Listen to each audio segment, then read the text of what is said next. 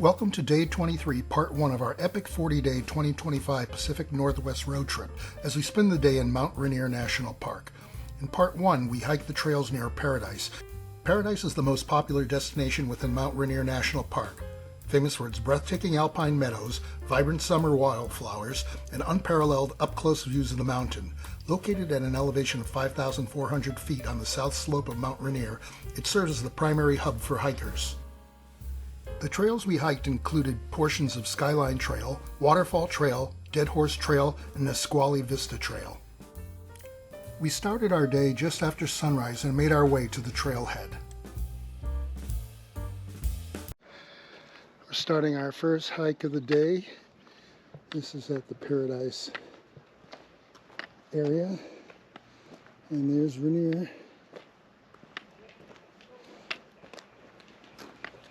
This morning.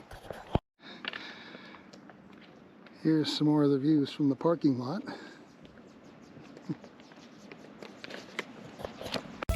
The hike started off on the Skyline Trail. Our first point of interest was Myrtle Falls. From there we continued on Skyline Trail to the Talus Slope. We then retraced our steps to the Waterfall Trail. We paused where the Alta Vista Trail intersects with the Waterfall Trail to take a short rest and have a bird encounter. The Waterfall Trail ended at Dead Horse Creek Trail. We descended to that trail's end and proceeded on to the Nisqually Vista Trail. We stopped at the trail's namesake, Nisqually Vista. We then made our way back to our starting point. Our hike began at the Skyline Trail trailhead, where two informational signs were located. This informational sign is titled Exploring Paradise. It reads, "Paradise is a hub for high mountain recreation. From here, trails traverse wildflower meadows and lead to close-up views of glaciers and panoramic view vistas of Cascade Peaks. Within this dramatic subalpine setting, you can also explore the history of Paradise. The entire area is part of the Mount Rainier National Historic Landmark District, with buildings designed to reflect their natural setting. In hiking these trails and visiting these historic sites, you are following the footsteps of early park visitors." This informational sign is titled Paradise Trails. It outlines a system of trails as well as gives an assessment of the relative difficulty of the individual trails. We made our way to our first point of interest, Myrtle Falls. And we're on our hike to Myrtle Falls. Hello, Mr. Chipmunk.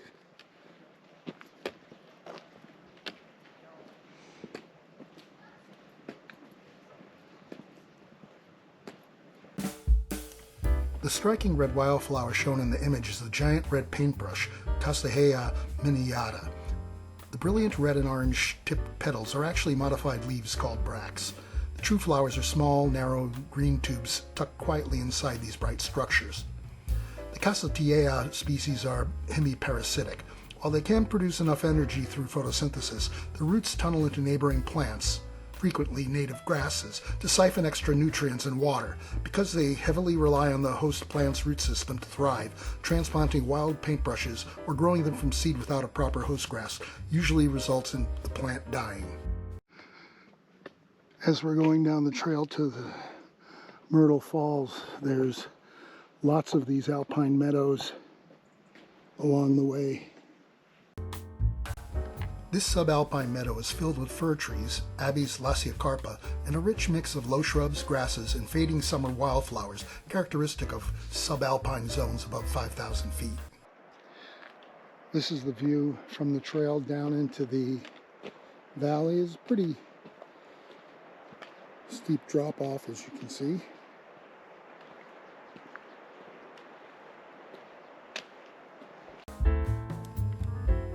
The prominent shrub in the center is a mountain huckleberry. It grows abundantly as a native understory or open slope shrub in subalpine zones across western North America. The low-lying plant with fuzzy pale white seed heads is a mature subalpine fleabane.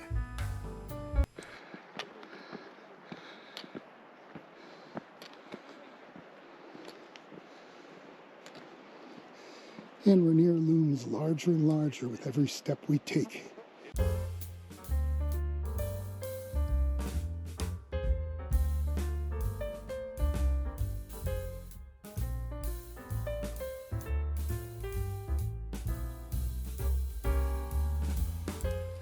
The flower cluster growing along the trail is Pearly Everlasting. It features narrow, lance-shaped gray-green leaves with dense terminal clusters of small button-like white flowers. It is a rugged perennial that thrives in well-drained rocky soil in full sun. The plant spreads by underground runners and is excellent for erosion control on slopes.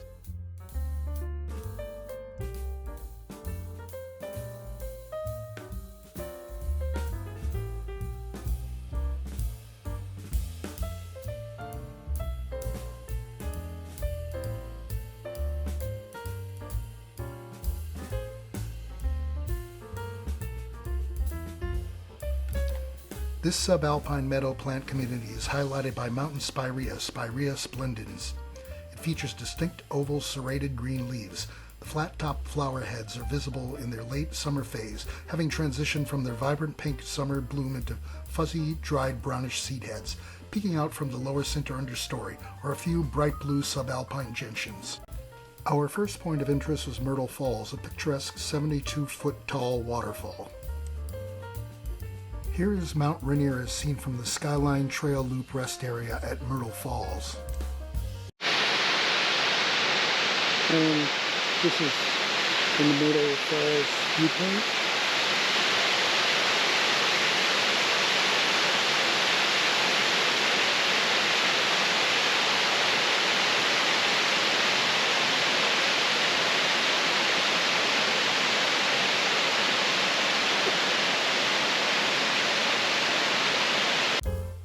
Myrtle Falls is fed by the waters of Edith Creek. This braided cascade drops down a deep rock gorge and is famously framed by the massive peak of Mount Rainier in the background.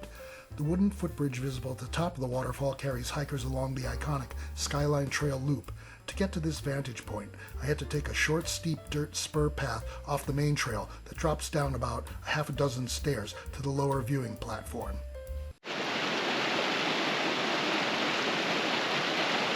And this is from the bridge that could be seen from the Myrtle Falls overlook.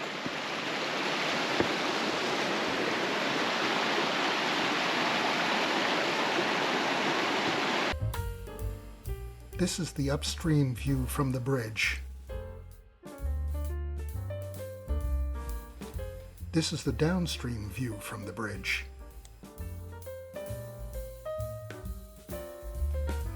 We continued on the Skyline Trail Loop to the Talus Slope. We're now continuing along the Skyline Trail after having passed Myrtle Falls. We're only going up as far as the boulder field.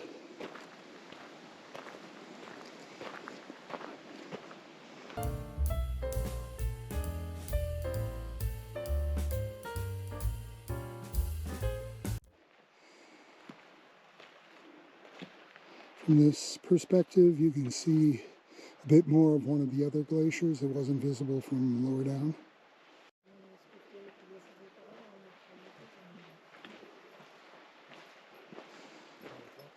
And you can see what I believe are fringed gentians growing up around this little water runoff area.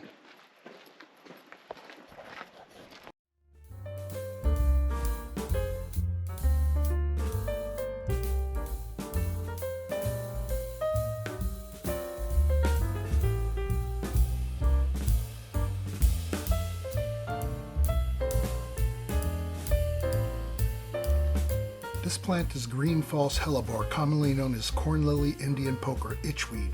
This plant is extremely toxic to both humans and livestock. It should never be handled without protection or consumed under any circumstances. The entire plant, especially the roots and rhizomes, contain a high concentration of potent steroidal alkaloids which bind to sodium channels in nerve cells, causing continuous firing and a severe neurological cardiovascular reflex known as Bessel-Jarsch reflex.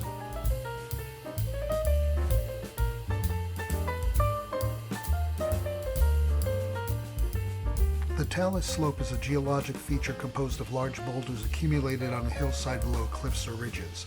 These rocky fields provide critical habitat for small mammals like pikas, marmots, and squirrels. The large loose rock accumulation consists of angular blocks that have sheared off higher ridges due to frost wedging. These fields serve as a prime habitat for small alpine mammals like the climate-sensitive American pika. We did not see any pikas, although we did hear their distinctive cry. We now retraced our steps to the waterfall trail.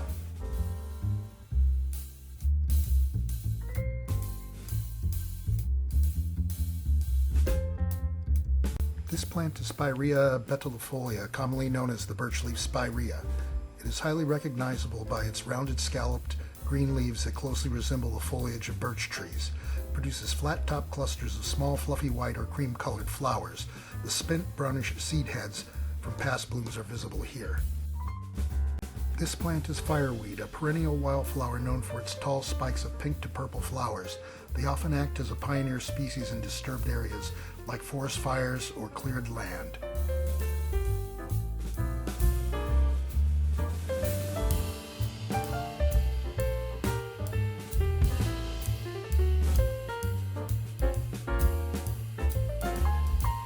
We now set off down the waterfall trail. And we're now going to head down Waterfall Trail, which the ranger said a lot of people don't go down this for some reason. We continued on to where the Alta Vista Trail intersects with the Waterfall Trail. This plant is a cascade aster, a perennial flowering plant often found in subalpine meadows. It typically features purple, blue, or pink daisy-like flowers with yellow centers and hairy stems. The elliptical leaves are sessile, that is, no stalk, and are often shiny on top with a pale, hairy underside. On the rock can be seen an angel-winged butterfly belonging to the genus Polygonia, most likely a satyr comma. We stopped for a short rest at the intersection of the Waterfall and Alta Vista trails.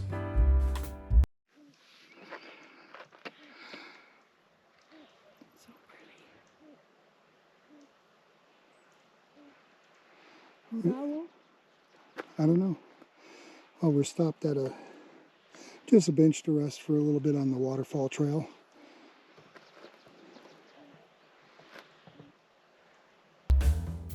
At this rest area is a bronze plaque honoring the soldiers of the 10th Mountain Division, particularly for their specialized mountain warfare in Italy during World War II. It commemorates their training at Paradise in Mount Rainier National Park, where they developed mountaineering and skiing skills for combat. The division is credited with spearheading final battles in Italy, including taking Riva Ridge and Mount Belvedere in the Apennines. Looks like some sort of grouse or something sitting there, making the noise. Can you see it? Okay.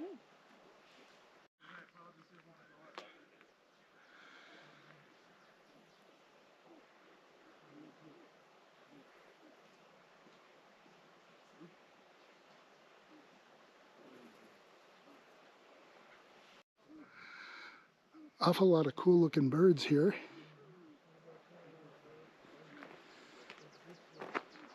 We'll have to find out what these are afterwards. I'm going to go up and get a little closer to my grouse buddy.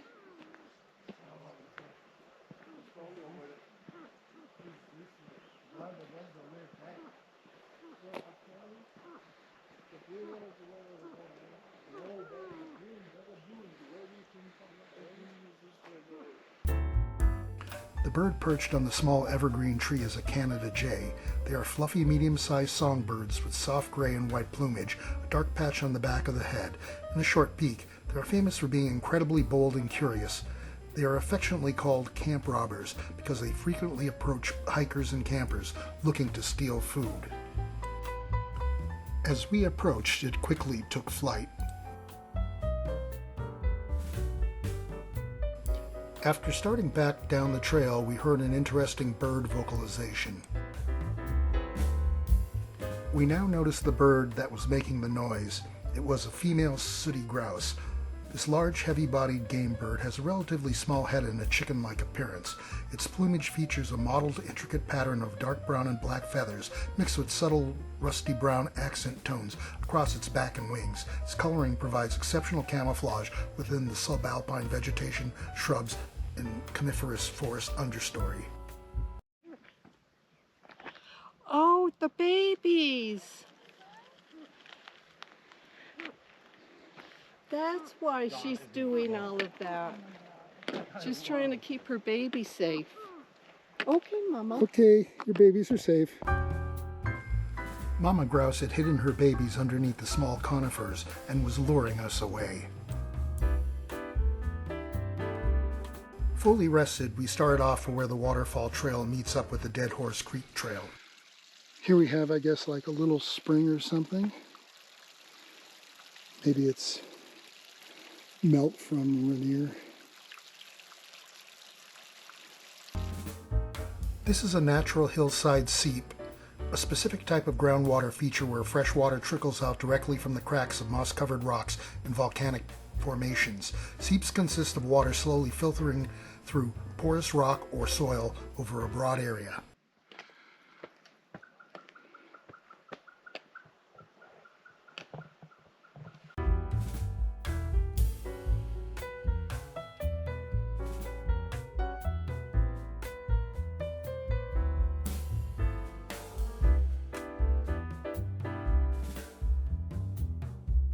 The waterfall trail ends when it reaches Dead Horse Creek Trail. Truth be told, I don't understand why it's called Waterfall Trail, as we did not see any waterfalls along the way. Here we go, reaching the end.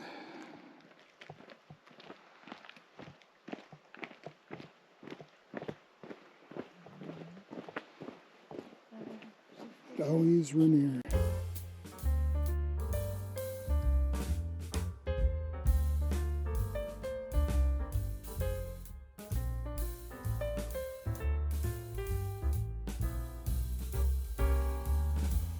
Here, Mary is approaching the junction at Dead Horse Creek Trail. You can see that trail to the left. We now proceeded down Dead Horse Creek Trail to where it meets up with Nisqually Vista Trail. And we're now headed down Dead Horse Creek Trail.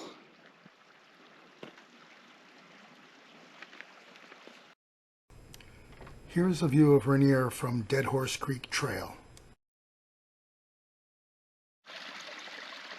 And there are lots of butterflies on the wildflowers.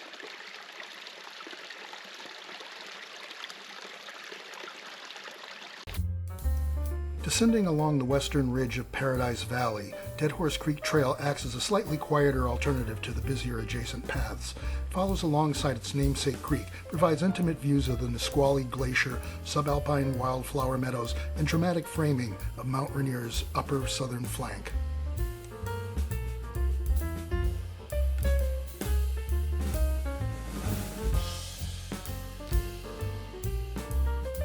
We had now reached the end of Dead Horse Creek Trail and the start of Nisqually Vista Trail. And this is the view from the bottom of Dead Horse Creek Trail.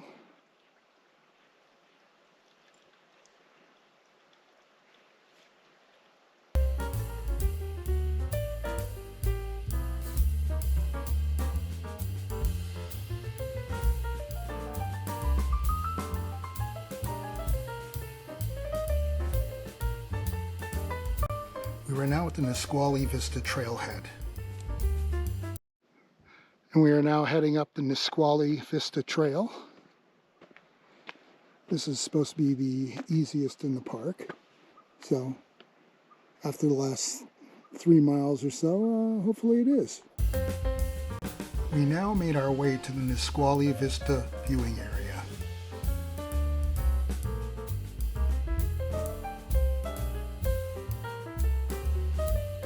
Here one gets a clear view of the Nisqually Glacier. We stopped to again view Dead Horse Creek. And here's another creek coming down.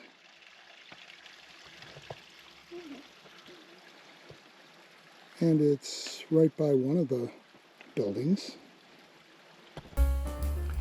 At this point, Dead Horse Creek crosses the Nisqually Vista Trail. The building seen from the trail is the Paradise Ranger Station.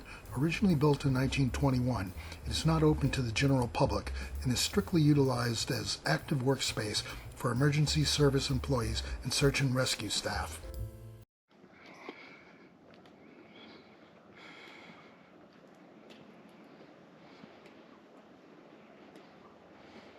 And here it is getting bigger once more.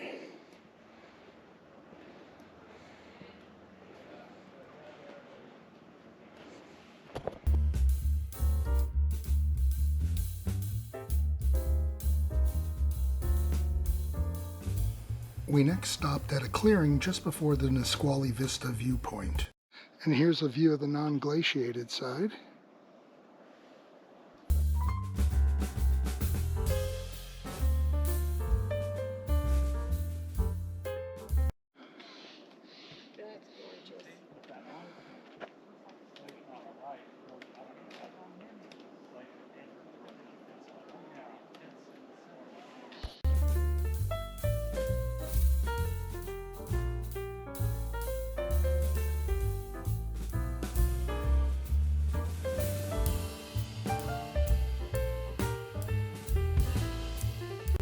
We now stopped at the Nisqually Vista viewpoint.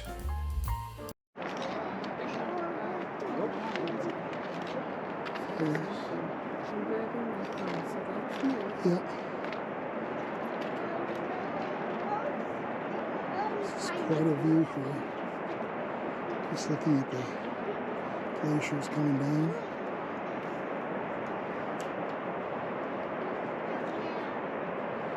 And that's the river way down there. This informational sign is titled Ice in Motion. It reads, "The glacier features are all signs of perpetual motion. It takes centuries for snow that falls near the summit to flow and slide miles to the glacier terminus. Crevasses are huge cracks that form as the glacier flows over knobs or ridges in the bedrock and along the valley walls. Ice moves several feet each day through Nisqually Icefall, more in summer and less in winter. While glacial movements is imperceptible to the human eye, you can hear signs of movements by listening for tumbling ice on the glacier and falling rocks from the sun-warmed valley walls." From this vantage point can be seen the Nisqually Glacier. The Nisqually River originates from the terminus of the Nisqually Glacier.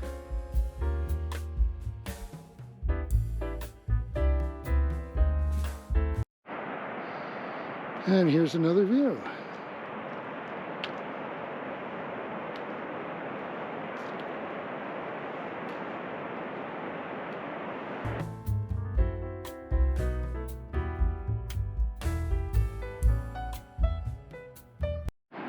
It looks like every few feet we're going to have a different viewpoint.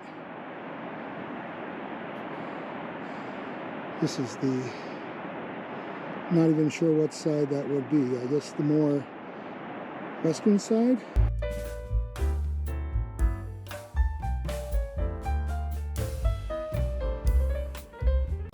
One of the most interesting birds we observed was the Steller's jay, a striking relative of the crow and the eastern blue jay. Sure is amazing when you study. Yeah. Yes. The creation. Amazing. And this was the edge of the glacier at one time. It dropped straight And down. I would not want an there's a earthquake view of the sitting here right now. end of that particular glacier. I don't know which one it is, but there it is. What, pardon? Nisqually. Nisqually. Mhm. That's the Nisqually Glacier, and that's the Nisqually River. It gets a real slate blue, and that's the color of my car. Nice. Not the bright blue, it's the real gray blue. Yeah. But The tasteful blue. yes. Then they don't go to seek their natural feed. Yeah. They don't forage. Right. What a beautiful. This particular Steller's jay spent quite a bit of time with us. The jay features a prominent black crest and head that transitions into a charcoal gray back and a vibrant deep blue body, wings, and tail. They are native to coniferous and pine oak forests across western North America, parts of Central America. Highly intelligent and curious, Steller jays are famously bold camp robbers that frequent parks, campgrounds, and backyard feeders looking for seeds, nuts, or scraps. They are also exceptional mimics, often imitating the screams of hawks to frighten away smaller birds.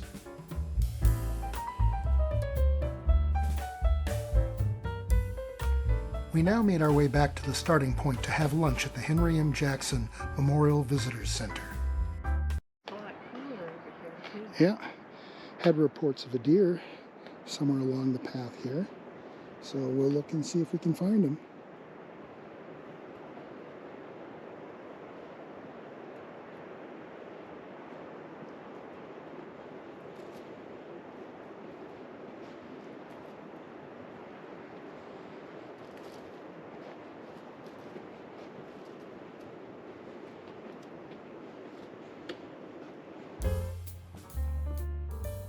The Henry M. Jackson Memorial Visitor Center is the main information hub for the Paradise area of Mount Rainier National Park. This day-use facility offers visitors park maps, ranger programs, dining options, and expansive views of the mountain. The information desk is staffed by National Park Service rangers to provide trail maps, safety briefs, and National Park passport stamps. We had a quick lunch at the Paradise Camp Deli before taking to the National Park roads to enjoy waterfalls and alpine viewpoints. Mary and I thank you for watching Day 23, Part 1 of our 2025 Pacific Northwest road trip, where we hiked the trails near Paradise, including portions of the Skyline Trail, Waterfall Trail, Dead Horse Trail, and Nisqually Vista Trail. Along the way, we had unparalleled up-close views of the mountain, as well as views of the breathtaking alpine meadows with vibrant summer wildflowers and ornithological observations. We hope you'll join us for Day 23, Part 2, where we continue the day traveling East Paradise Valley Road and Stevens Canyon Road, making stops at waterfalls and other viewpoints before spending the evening relaxing with a meal at the Paradise Inn dining room.